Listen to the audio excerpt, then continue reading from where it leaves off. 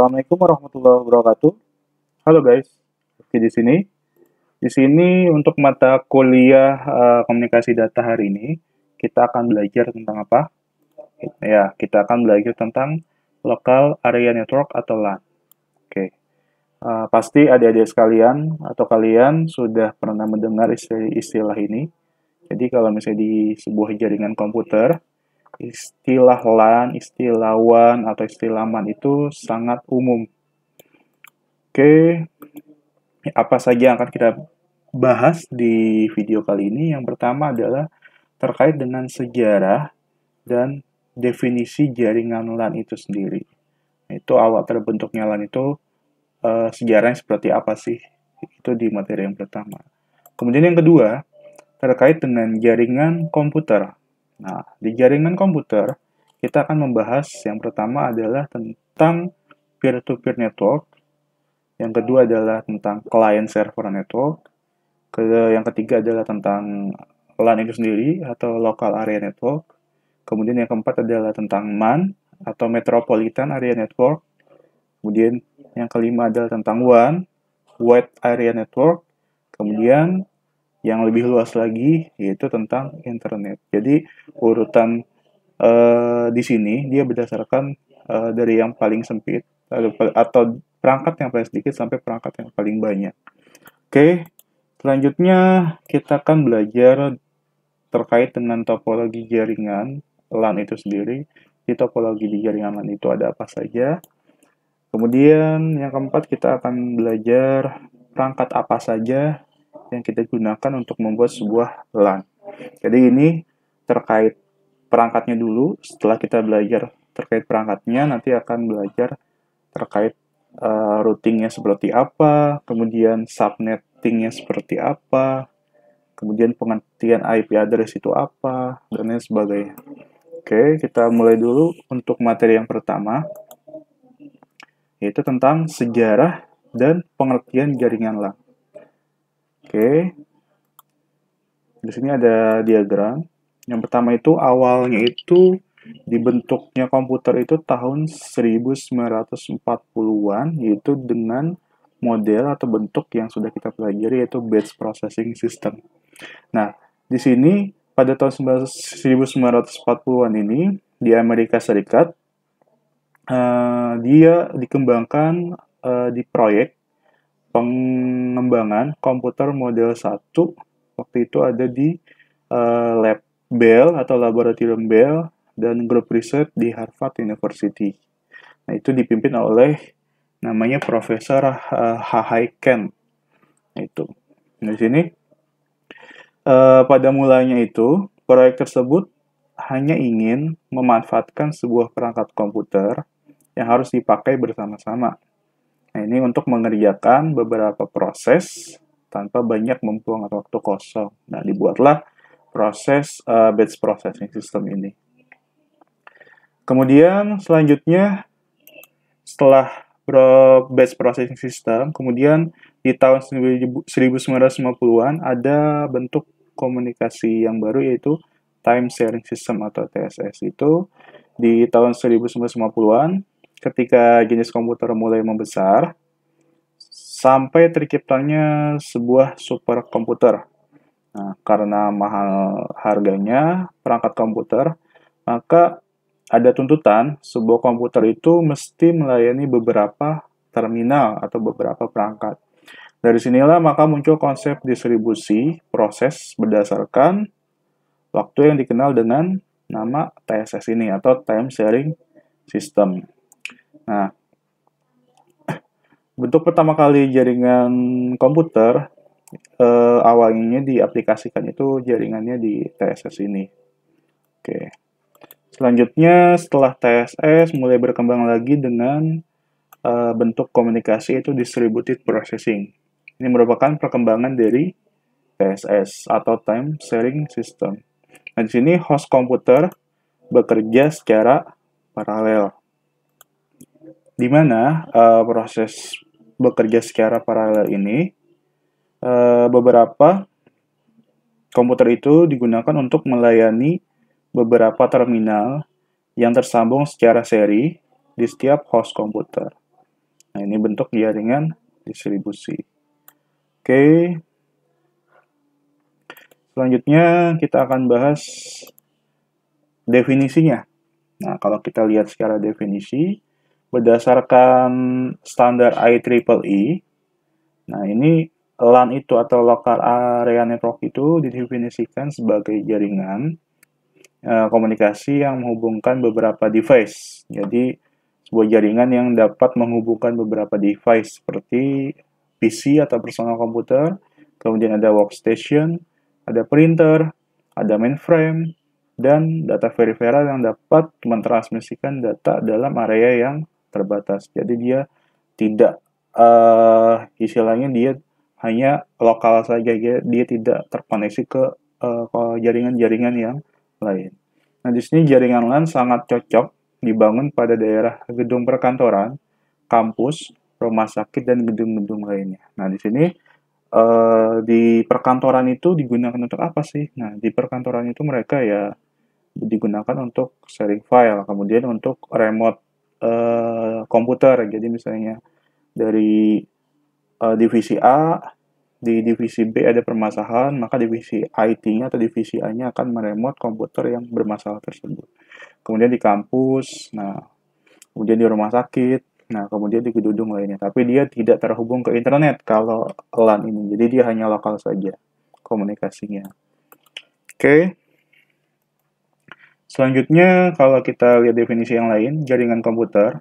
Di sini jaringan komputer adalah sejumlah komputer yang dikelompokkan dan dihubungkan satu dengan yang lainnya menggunakan protokol komunikasi. Jadi dia ada komputer yang saling terhubung dengan menggunakan protokol komunikasi melalui media transmisi, ya pasti dia harus melalui sebuah media transmisi atau media komunikasi, sehingga dapat saling berbagi data ataupun informasi, kemudian program-program. Oke. Kemudian dia tidak hanya berbagi data atau informasi, dia juga berbagi program-program, kemudian penggunaan bersama piranti keras, misalnya ada printer sharing, jadi untuk ngeprint dengan beberapa komputer yang saling terhubung. Jadi maksudnya di sini kalau misalnya kita hanya mempunyai satu printer, kemudian ada banyak komputer, nah komputer yang baik itu bisa melakukan print di satu printer tersebut. Kemudian ada hard disk, ada scanner, ada CD-ROM, dan sebagainya. Jadi kita bisa sharing berbagai macam perangkat tersebut. Nah, dan memberikan layanan komunikasi antar pemakai. Kemudian kita masuk ke keuntungan jaringan komputer. Yang pertama itu adalah berbagi pakai sumber daya atau resource sharing. Nah, maksudnya ini dengan resource sharing, program, peralatan, atau data dapat digunakan oleh setiap orang yang ada di dalam jaringan, sekalipun jaraknya yang sangat jauh. Kemudian yang kedua, dia mendapatkan kehandalan yang tinggi atau high reliability. Jadi maksudnya mendapatkan kehandalan yang tinggi ini, misalnya itu semua file dapat disalin kedua atau ketiga komputer. Sehingga bila ada salah satu komputer tidak dapat dipakai, maka salinan yang ada pada komputer lainnya dapat digunakan. Jadi maksudnya kalau kita punya file, kita bisa mengkopikan ke komputer yang lain. Nah, pada saat salah satu komputer itu bermasalah, nah kita bisa menggunakan komputer yang lain dengan file yang sudah dikopikan. Kemudian yang ketiga adalah penghematan uang atau saving money. Nah, dengan adanya jaringan komputer ini, setiap komputer di sini dapat saling mendukung sistem, sehingga penggunaan komputer mainframe yang harganya jauh lebih mahal jika dibandingkan dengan kecepatannya dapat dihindarkan. Kemudian ada skalabilitas. Nah, di sini maksudnya skalabilitas itu kemampuan untuk meningkatkan kinerja sistem secara berangsur-angsur sesuai dengan beban pekerjaan dengan hanya menambahkan sejumlah prosesor.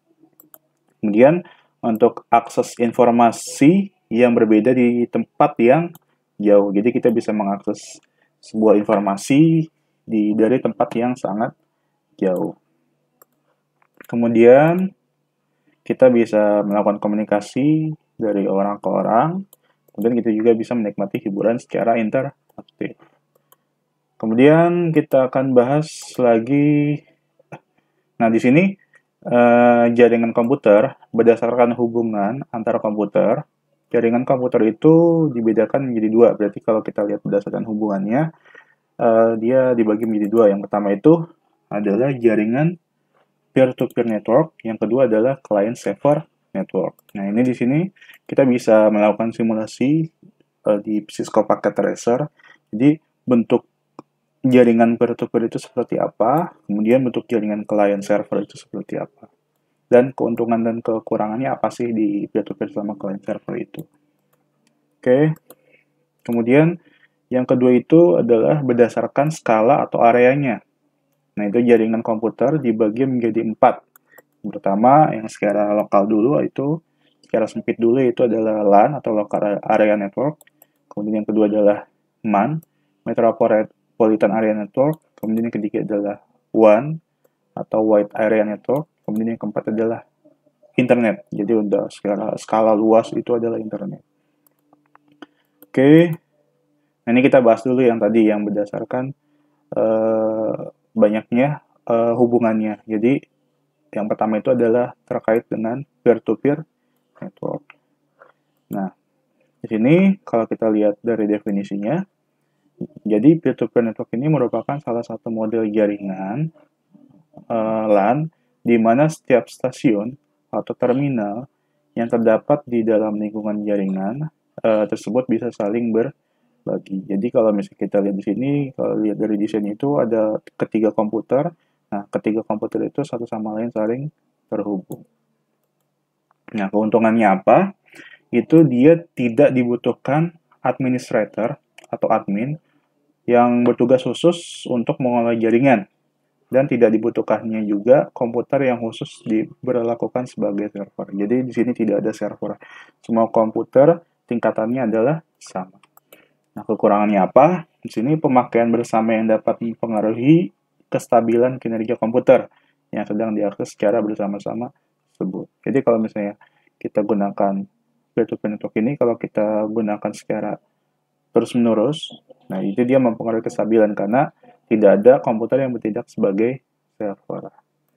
Tuh, ini bentuk ininya, bentuk topologinya. Jadi di sini ada server atau workstation atau PC. Di sini ada PC, di sini ada PC, semuanya saling terhubung. Jadi mereka bisa sharing file, bisa remote desktop, bisa juga main game di sini secara lokal. Jadi seperti itu. Oke, kita lanjutkan. Yang kedua itu adalah client server network. Jadi client server network itu, kalau kita lihat di sini, itu di sistem ini digunakan satu atau lebih komputer yang khusus digunakan sebagai server yang bertugas melayani kebutuhan komputer lain yang berperan sebagai klien atau workstation. Jadi maksud di sini ada satu komputer bertindak sebagai server, kemudian komputer-komputer yang lain itu akan bertindak sebagai kliennya di situ. Nah, tapi biasanya komputer yang bertindak sebagai server itu memiliki spek yang lebih tinggi dibandingkan dengan komputer yang lain. Nah, keuntungannya itu dia yang pertama, kemampuan dalam menjalankan database multi-user dan adanya hak akses bertingkat yang akan lebih menjamin keamanan data dari setiap stasiunnya. Jadi maksud di sini tingkat sekuritasnya lebih bagus karena pada saat dia ingin masuk ke dalam database, maka dia harus ada otorisasi dari sebuah server. Jadi mereka nggak bisa sembarang untuk saling komunikasi. Kemudian kekurangannya, biaya operasionalnya relatif lebih mahal. Dan ketika terjadi trouble pada server, maka seluruh koneksi jaringan akan mati. Nah, jadi istilahnya kalau kita buat sebuah client server network, kalau misalnya kita buat web server, jadi kalau misalnya web servernya itu bermasalah, maka semua koneksi akan bermasalah juga. Karena dia bertumpu pada si server itu sendiri. Ini seperti ini. Contohnya di sini ada PC, ada servernya. Jadi ada sebagai klien, di sini sebagai server. Bisa sebagai untuk web server, untuk FTP server, ataupun untuk streaming server atau VOD server atau video on demand. Kemudian kita akan bahas lagi, kita masuk ke LAN atau Local Area Network. Jadi berdasarkan areanya di situ. Jadi jaringan komputer berdasarkan areanya itu yang pertama adalah LAN. Nah, di sini LAN ini merupakan jaringan milik pribadi di dalam sebuah kantor, gedung atau kampus yang berjarak sampai beberapa kilometer. Jadi kalau misalnya kita ingin membuat jaringan lokal, nah ini sebenarnya untuk jaringan lokal ini keuntungannya dia untuk sharing file atau pertukaran data itu lebih cepat dibandingkan dengan kita menggunakan internet. Jadi kalau kita mau sharing file, kalau kita menggunakan Google Drive sama menggunakan jaringan FTP dengan berbasis LAN, nah, maka akan lebih cepat jaringan FTP berbasis LAN. Gitu. Nah, di sini yang kedua, LAN seringkali digunakan untuk menghubungkan komputer-komputer pribadi dan workstation dalam kantor, suatu perusahaan, atau pabrik-pabrik untuk memakai bersama sumber dayanya. Misalnya ada resource, kemudian contohnya itu printer, dan lain sebagainya. Untuk saling bertukar informasi. Nah, itu biasanya yang lebih umum digunakan, itu LAN itu untuk di kantor-kantor itu untuk melakukan printer. Jadi, ada beberapa printer di kantor, nah itu dari seluruh PC yang terhubung ke jaringan LAN tersebut bisa melakukan print di printer yang bersangkutan. Jadi tinggal masuk ke jaringan situ. Kemudian di sini contohnya, di sini ada PC-PC karyawan misalnya di situ. Kemudian di sini ada file server, kemudian ada mail server atau email server, kemudian di sini ada printer server. Jadi masing-masing komputer yang terhubung ke jaringan tersebut bisa melakukan print, kemudian bisa mengambil file, bisa mengirimkan pesan. Jadi seperti itu. Kemudian yang kedua adalah Metropolitan Area Network. Nah, di Metropolitan Area Network ini pada dasarnya dia merupakan versi LAN yang berukuran lebih besar dan menggunakan teknologi yang sama dengan LAN. Jadi teknologi yang sama di situ. Kemudian MAN ini sering digunakan untuk menghubungkan kantor-kantor, perusahaan atau instansi yang letaknya berjauhan, misalnya dari satu kota ke kota yang lain. Jadi maksud di sini kalau kita ada kantor cabang di daerah Jabodetabek, nah, untuk Jakarta, untuk terkoneksi ke Depok, otomatis dia menggunakan MAN ini. Oke, selanjutnya di sini MAN mampu menunjang komunikasi data dan suara, bahkan dapat dihubungkan dengan jaringan televisi kabel. Jadi di sini untuk jaringannya itu nggak hanya untuk komunikasi data aja, jadi dia bisa digunakan juga untuk TV kabel. Jadi menggunakan kabel koaksial di situ. Oke, selanjutnya di sini contohnya jaringan MAN. Nah, di sini ada customer premise untuk jaringan MAN itu. Kemudian di sini ada SAN-nya, ada co-location-nya juga. Nah, di sini masing-masing gedung bisa saling komunikasi. Nah, di sini untuk jarak yang sangat jauh, dia menggunakan kabel koaksial biasanya di sini. Kemudian selain kabel koaksial, kalau misalnya jarak dekat menggunakan kabel koaksial, kalau jarak jauh biasanya menggunakan fiber optik. Oke, selanjutnya adalah wide area network. Nah, di sini wide area network itu jangkauannya meliputi wilayah yang lebih luas. Dia bisa mencakup beberapa provinsi, antar pulau, bahkan antar negara, bahkan juga antar benua. Jadi komunikasinya sangat luas. Nah, ini dari benua Asia ke benua Australia, ini itu masuk ke jaringan WAN. Nah, itu komunikasinya biasanya menggunakan fiber optik. Kemudian WAN ini terdiri dari beberapa komponen komputer dan peralatan pendukungnya, sehingga dapat menjalankan program aplikasi pemakai. Kemudian, sebuah WAN menyediakan transmisi data, suara, gambar, dan video dalam jarak jauh atau area-area yang geografis yang luas. Nah, itu maksudnya itu bisa untuk browsing internet, bisa untuk VoIP atau Voice of Internet Protocol, untuk bertelepon menggunakan internet gitu. Kemudian untuk bisa untuk sharing gambar atau download gambar, kemudian juga untuk melakukan streaming video gitu dengan jarak yang sangat luas. Nah, ini di sini ada contohnya. Di sini masing-masing negara dia mempunyai network manajemennya. Masing-masing benua juga mempunyai network manajemennya. Ya, dia itu terhubung dari router ke router yang lain. Oke, selanjutnya internet. Ini yang lebih luas lagi. Nah, internet adalah interkoneksi jaringan-jaringan komputer yang ada di dunia, sehingga cakupannya sudah mencapai satu planet. Nah, ini maksudnya itu, dia di dunia itu, kalau sudah tersalin terkoneksi semua, disebut sebagai internet. Nah, bahkan tidak menutup hubungan antar planet juga. Jadi, dari planet bumi ke planet Venus, kalau teknologinya sudah uh, mencukupi, sudah tercapai, ya bisa saling komunikasi di situ. Nah, di sini koneksi antar jaringan komputer dapat dilakukan berdasarkan dukungan protokol yang khas, yaitu Internet Protokol. Jadi, untuk melakukan koneksi antara segala macam jaringan di dunia, itu dia menggunakan protokol yang bernama Internet Protokol. Jadi, masing-masing perangkat itu harus mempunyai ID sendiri-sendiri.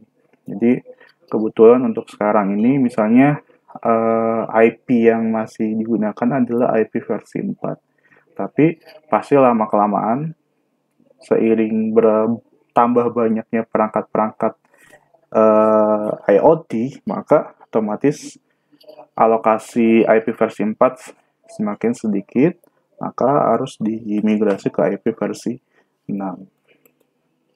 Nah, di sini contohnya. Masing-masing router dia mengkoneksikan antara berbagai macam benua di situ. Kemudian ada di sini topologi jaringan. Jadi di jaringan LAN itu ada topologi apa saja. Yang pertama itu adalah topologi bus. Nah, di sini topologi bus ini termasuk konfigurasi multi titik. Nah, seluruh stasiun terhubung melalui suatu interface perangkat keras yang disebut sebagai tap, yang langsung terhubung ke suatu jalur transmisi linear. Nah, di topologi bus ini dia mudah dipasang dan juga murah. Namun bila terjadi sesuatu terhadap salah satu komputer, maka komputer lainnya mungkin akan terganggu. Nah, topologi ini sangat cocok sebenarnya untuk pembangunan jaringan berskala kecil. Nah, karena jumlah terminal dapat dikurangi atau ditambah secara fleksibel. Nah, ini untuk topologi contohnya seperti ini. Jadi, kalau misalnya di satu jalur ini putus, ya maka dia akan mengganggu koneksi jaringan yang atau komputer yang lain. Nah, kalau misalnya dia ingin menambahkan perangkat, ya lebih fleksibel karena dia tinggal mengkoneksikannya ke satu jaringan ini. Jadi bisa seperti itu kelebihannya. Kemudian yang kedua adalah topologi cincin. Nah, bentuknya seperti ini. Jadi masing-masing perangkat ini terkoneksi dengan berbentuk seperti cincin. Nah, ini hubungan yang terdapat pada topologi cincin adalah topologi point to point. Jadi point ke point ini maksudnya satu perangkat ke perangkat yang lain secara individual gitu. Kemudian suatu LAN bertopologi ring ini menggunakan port fisik dan kabel terpisah untuk mentransmisikan dan menerima data. Nah, di sini setiap stasiun dalam jaringan lokal yang terhubung dengan topologi ring ini saling bergantung satu sama lain, sehingga jika terjadi kerusakan pada satu stasiun, maka seluruh jaringan akan terganggu. Nah, contohnya itu kalau saya sering cerita kalau di lab Putoy, jadi Putoy itu pusat unggulan teknologi otomasi industri yang kita punya. Jadi itu jaringannya menggunakan topologi ring. Jadi kalau misalnya ada satu bagian atau satu jaringan, satu perangkat yang bermasalah, misalnya ada perangkat di prodi telekomunikasi, ada perangkat di prodi elektronika industri, ada perangkat di prodi listrik. Nah, itu kan saling terhubung dengan topologi ring. Jadi kalau misalnya ada satu server di prodi telekomunikasi bermasalah, maka keseluruhan akan bermasalah juga di situ. Oke, selanjutnya itu adalah topologi bintang atau topologi star. Nah, di sini dalam topologi bintang, sebuah elemen pusat, misalnya hub, bridge, dan switch, dia bertindak sebagai pengatur dan pengendali semua komunikasi data yang terjadi.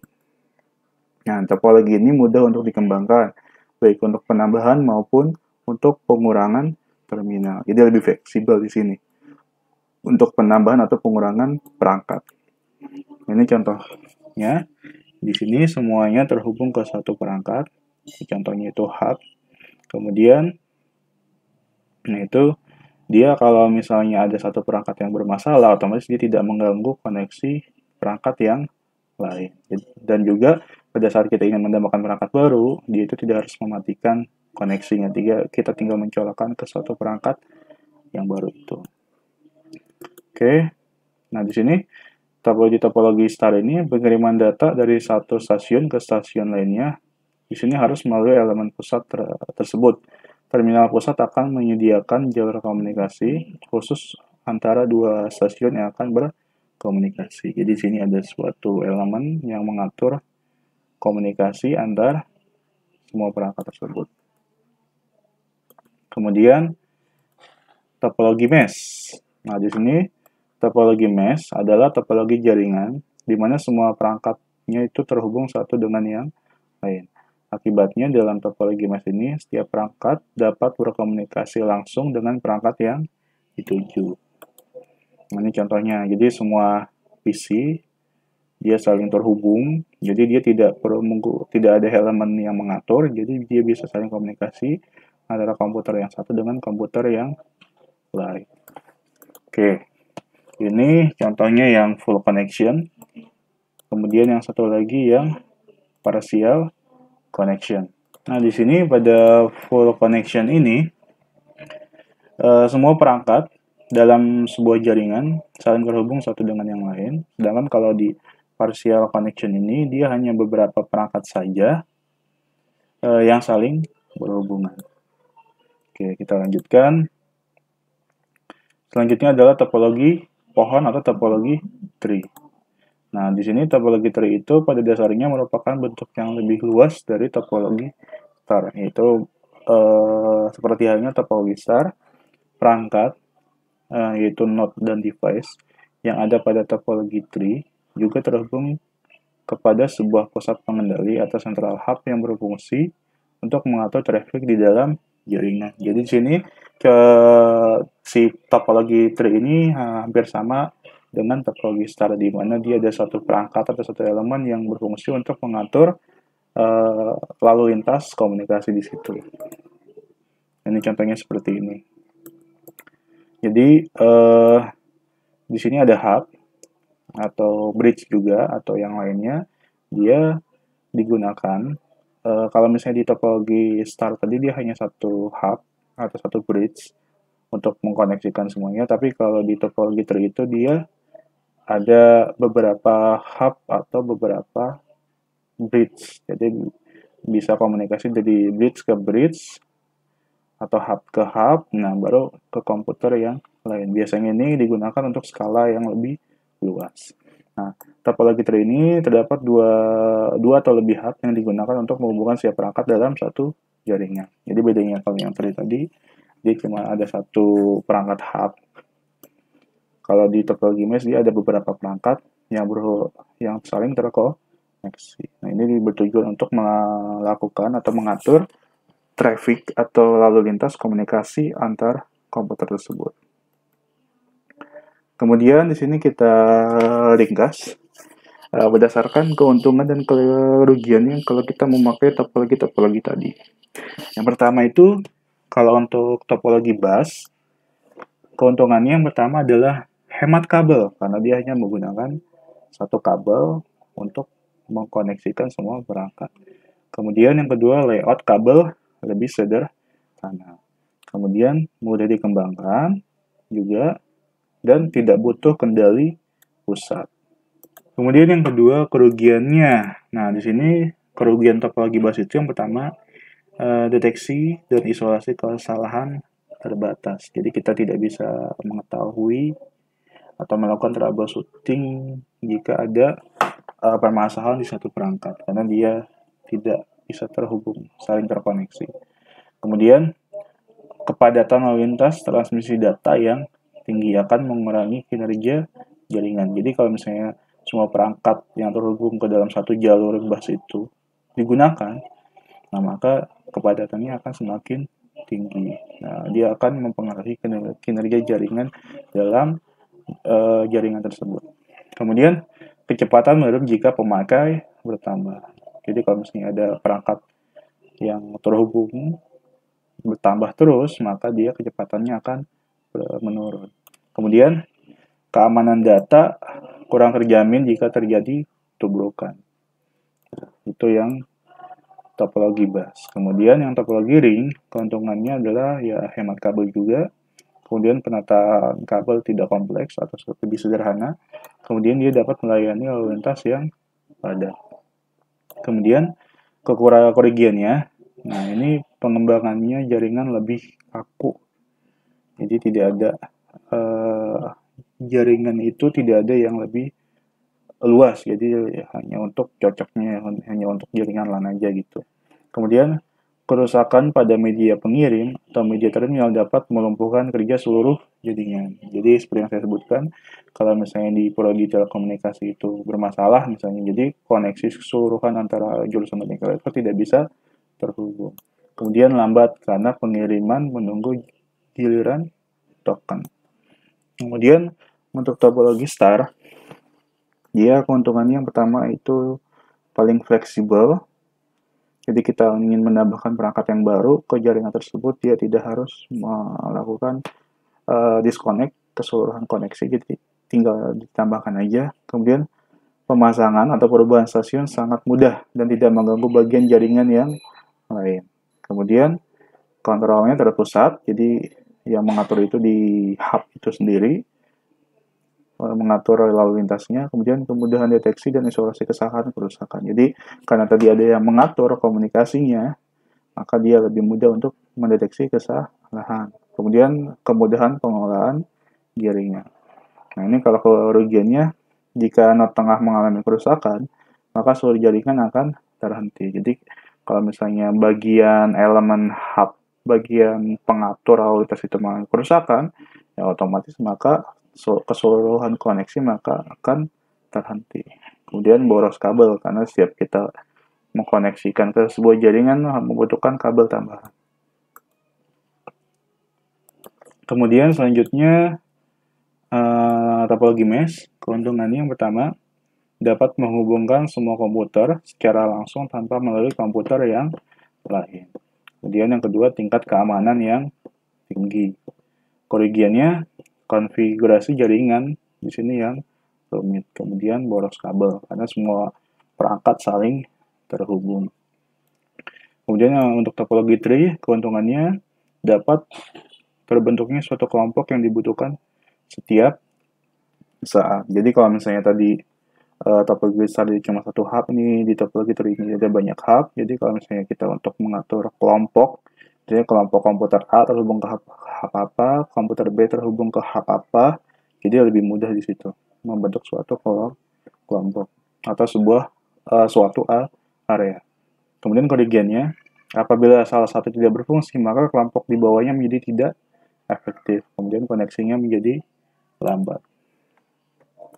Oke, kita lanjutkan lagi. Ini perangkat-perangkat apa saja kalau kita ingin membangun sebuah jaringan LAN. Yang pertama itu, nah ini untuk membangun jaringan lokal atau jaringan LAN, ada dua jenis perangkat yang dibutuhkan, yaitu perangkat lunak atau softwarenya atau sistem operasi jaringannya, dan perangkat keras. Nah, kalau perangkat keras itu, contohnya itu adalah server, gitu ada komputer yang dilihat sebagai server, kemudian ada station, kemudian ada network interface card atau NIC, ada network card-nya di komputer itu, kemudian ada hub, kemudian ada kabel, dan ada konektor. Nah, sedangkan untuk LAN yang skalanya lebih luas, biasanya dibutuhkan perangkat tambahan untuk menghubungkan segmen-segmen jaringannya, yaitu bridge, switch, dan router. Jadi kalau misalnya untuk jaringan ke jaringan yang lebih luas, nah itu dia perlu router, switch, atau bridge untuk mengkoneksikan ke jaringan luar. Yang pertama, kita akan bahas tentang server. Nah, di sini server merupakan komputer yang berfungsi sebagai penyedia layanan untuk seluruh pemakai atau user. Komputer ini memiliki spesifikasi yang lebih tinggi dari komputer workstation yang terhubung padanya. Jadi, yaitu kalau misalnya kita mau membuat sebuah server itu komputernya itu harus memiliki spek yang sangat tinggi karena otomatis lalu lintasnya akan semakin tinggi juga karena semua terhubung ke perangkat tersebut. Kemudian aspek-aspek yang harus diperhatikan dalam pemilihan komputer server yang pertama itu dia harus mempunyai storage atau tempat penyimpanan yang besar. Dia memori penyimpanannya harus besar karena kita ingin memasukkan banyak file ke perangkat tersebut. Kemudian yang kedua, random access memory atau dia memiliki RAM yang sangat besar. Jadi kalau RAM ini kan dia bekerja untuk memproses program-program yang sedang berjalan. Otomatis kalau RAM-nya kecil dia lebih cepat crash atau lebih cepat hang karena tidak ada alokasi memori untuk melakukan atau merunning program-program yang ada di komputer tersebut. Jadi membutuhkan sebuah RAM yang sangat besar. Kemudian dia membutuhkan juga kecepatan yang tinggi. Kemudian selanjutnya station. Nah, di dalam suatu jaringan terdapat beberapa komputer yang berfungsi sebagai stasiun atau terminal akses atau workstation. Nah, komputer-komputer ini digunakan oleh pemakai atau user untuk mengirim dan menerima data dari jaringan. Kemudian ada lagi NIC atau Network Interface Card. Nah, di NIC ini merupakan peralatan jaringan yang langsung berhubungan dengan komputer dan didesain agar komputer-komputer dalam jaringan dapat saling berkomunikasi dan juga menyediakan akses ke media fisik jaringan. Jadi di NIC ini dia sebenarnya ada di physical layer. Jadi di sini apabila sebuah komputer tersebut tidak ada network card-nya atau kartu jaringannya, maka tidak mungkin akan ada koneksi di situ karena tidak ada port-nya gitu. Jadi NIC itu dia untuk melakukan koneksi jaringan. Dia menyediakan port-portnya juga di situ. Ini contohnya, pasti udah apa di sini. Sini ada NIC, kemudian di sini ada port untuk memasukkan konektor RJ45. Nah, setelah menggunakan ini pasti komputer sudah bisa melakukan koneksi internet dengan mencolokkan kabel UTP ke sini dengan konektor RJ45. Kemudian media transmisi, ya pasti di perangkat LAN itu harus menggunakan media transmisi.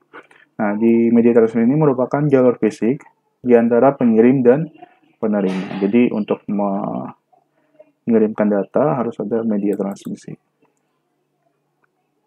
Ada beberapa faktor yang harus dipertimbangkan dalam pemilihan media transmisi ini. Di antaranya kapasitas, keandalan, tipe data yang didukung, dan jarak. Semakin tinggi kecepatan data dan semakin jauh jaraknya akan semakin baik. Nah, jadi kalau misalnya kita lihat di media transmisi itu, kalau kita menggunakan kabel UTP biasa dengan menggunakan fiber optik, otomatis ya lebih cepat yang fiber optik. Apalagi fiber optik juga bisa mengkoneksikan dengan perangkat yang sangat jauh dengan kecepatan cahaya. Jadi keandalannya lebih bagus di situ. Kemudian yang perlu diperhatikan juga latensinya harus kecil. Latensi itu adalah terkait dengan delay. Jadi kalau kita ingin mengakses sebuah situs, pada saat kita klik, seberapa cepat dia akan menampilkan apa yang kita request itu. Misalnya kita klik domain youtube.com, seberapa cepat halaman youtube.com itu dapat tertampil. Nah, itu adalah latensi. Berapa latensinya? Berarti semakin kecil latensinya, maka semakin bagus pengirimannya. Semakin besar waktu latensinya, maka akan semakin lama. Semakin kurang bagus untuk komunikasinya. Nah, kabel dalam media transmisi dibedakan menjadi dua. Itu adalah kabel baseband yang hanya dapat mengirim satu sinyal, kemudian ada kabel broadband yang dapat mengirim beberapa sinyal sekaligus dengan frekuensi yang berbeda. Kemudian ada 3 media kabel yang umumnya digunakan untuk media transmisi yang biasa digunakan kebetulan, itu adalah kabel koaksial, itu seperti kabel yang kalian gunakan untuk praktikum yang menggunakan port BNC, kabel antena TV juga menggunakan koaksial, itu bisa digunakan juga untuk jaringan LAN. Kemudian kabel UTP atau twisted pair, ya, yang seperti kalian tahu dengan konektornya G45 itu jenis kabelnya adalah twisted pair dan fiber optik. Ini topologi jaringan. Kalau misalnya topologi bus itu biasa yang paling umum digunakan adalah koaksial, twisted pair, dan fiber atau fiber optik. Kemudian kalau topologi star samaring dia tidak menggunakan koaksial, dia hanya bisa menggunakan twisted pair dan fiber optik. Jadi kalau kalian ingin menggunakan koaksial, otomatis kalian harus membuat topologi jaringan menggunakan topologi bus.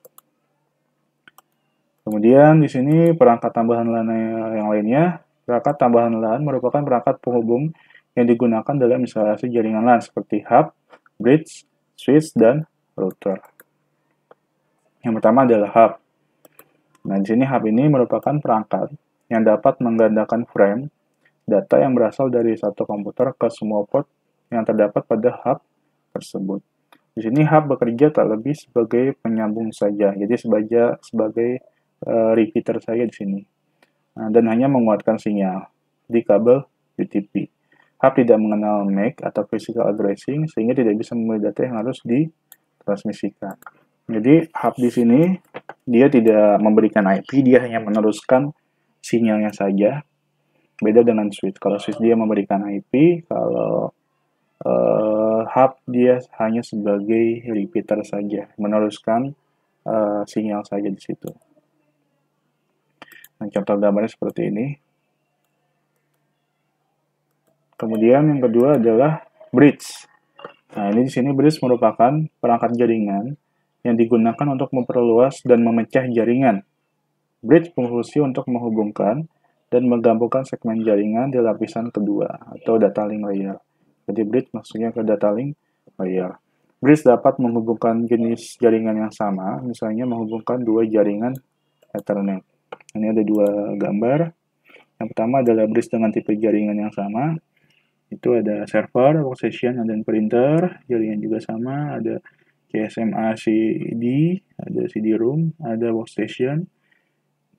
Kemudian ada server. Ini jaringan yang sama, menghubungkan jaringan yang sama. Dan ada juga yang menghubungkan jaringan yang berbeda. Di sini ada menghubungkan token ring, ini menghubungkan jaringan workstation yang biasa. Ya, seperti ini, jadi yang jaringan yang sama, kemudian ada jaringan berbeda. Dia menghubungkan antara jaringan token ring dengan jaringan biasa atau Ethernet biasa. Kemudian lanjut, itu perangkat yang lainnya adalah perangkat switch. Yang di sini switch merupakan jaringan perangkat jaringan yang bekerja pada lapisan kedua OSI, itu data link layer. Switch bekerja sebagai penyambung dalam jaringan. Nah, di sini switch itu mengenal MAC addressing sehingga bisa memilih paket data yang akan diteruskan. Switch juga mau digunakan sebagai repeater atau penguat serta berfungsi menghubungkan kabel-kabel UTP komputer yang satu dengan komputer yang lain. Nah, di sini switch merupakan pengembangan dari konsep bridge. Ada dua jenis switch berdasarkan arsitekturnya, yaitu cut-through switch dan store and forward switch. Nah, di sini cut-through switch ini dia memiliki kelebihan di sisi kecepatannya.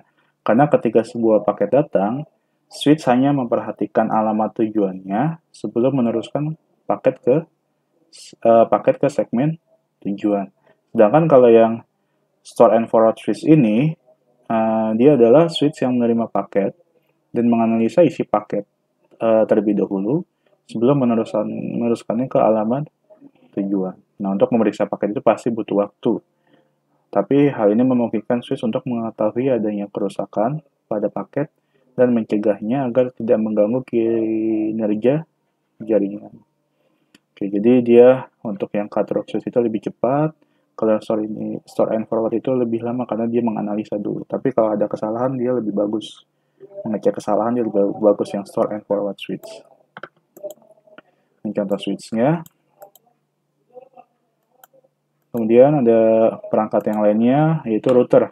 Nah, di sini router adalah perangkat yang digunakan untuk menghubungkan beberapa jaringan, baik jaringan yang sama maupun berbeda dari segi teknologinya, dan merupakan sebuah alat yang mengirimkan paket data melalui sebuah jaringan atau internet menuju tujuannya, melalui sebuah proses yang dikenal sebagai routing. Biasanya router digunakan pada jaringan berskala luas seperti Metropolitan Area Network, Wide Area Network, ataupun jaringan public internet. Jadi di sini router itu sebenarnya berfungsi kalau kita ingin mengkoneksikan dengan jaringan luar, otomatis kita membutuhkan router. Jadi kalau kita untuk mengkoneksi dengan internet, otomatis di rumah kita memerlukan akses point yang ditindak sebagai router. Jadi ada router, kemudian router itu dihubungkan ke kabel yang terhubung ke ISP, misalnya ISP IndiHome, ISP First Media, ataupun MyRepublic. Nah, pasti dia komputer kita atau perangkat kita untuk mengkoneksikan ke internet harus terlebih dahulu melalui sebuah router. Ini contohnya routernya, contoh Cisco routernya. Jadi kalau misalnya sebuah perusahaan ingin melakukan mengkoneksikan jaringannya ke jaringan internet, otomatis dia memerlukan sebuah perangkat di perusahaan tersebut, yaitu perangkat router. Oke, terima kasih untuk hari ini. Sampai di sini. Untuk minggu depan kita akan bahas terkait dengan teknik routing, di mana di teknik routing itu ada yang berbentuk static routing dan berbentuk dynamic routing. Dan kita akan melakukan simulasi menggunakan Cisco Packet Tracer. Jadi saya harapkan kalian sudah melakukan install Cisco Packet Tracer. Nah, nanti saya akan berikan soal bagaimana mendesain sebuah jaringan dengan beberapa kriteria, misalnya beberapa switch, beberapa router, bagaimana agar router-router tersebut bisa saling terkoneksi. Oke, terima kasih. Wassalamualaikum warahmatullahi wabarakatuh.